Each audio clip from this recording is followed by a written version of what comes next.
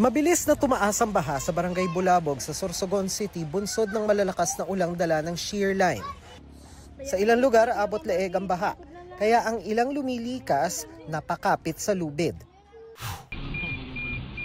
Nagmistulang ilog naman ang ilang kalsada. Sinuong yan ang ilang sasakyan pero may ilang hindi na sumugal. Lumubog din sa baha ang isang spillway sa Del Gallego, Camarines Sur dahil sa pag-ulan mula kahapon. Isolated ang 5 barangay. Inaasahang uulan pa rin hanggang bukas sa buong lalawigan kaya pinalilikas sa mga nasa lugar na delikado sa baha at landslide. Magdamag at malalakas naman ang ulang naranasan sa Catanduanes kaya binaha ang ilang lugar. Nagdulot din yan ng pagguho ng lupa at bato. Babala ng PHIVOLCS, posible rin ang pagdausdos ng lahar mula sa Bulkang Mayon. Abot tuhod naman ang baha sa ilang kalsada sa Capiz kaya pahirapan ang pagdaan ng mga sasakyan.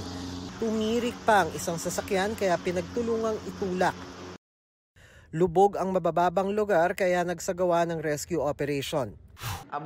Sa Sarangani, binaha ang isang paaralan dahil sa malalakas na pag-ulan. Nabasa at lumutang ang ilang gamit pang eskwela.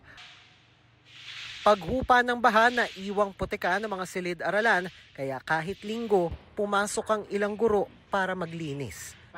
Para sa GMA Integrated News, Dan natin kung nakatutok 24 oras.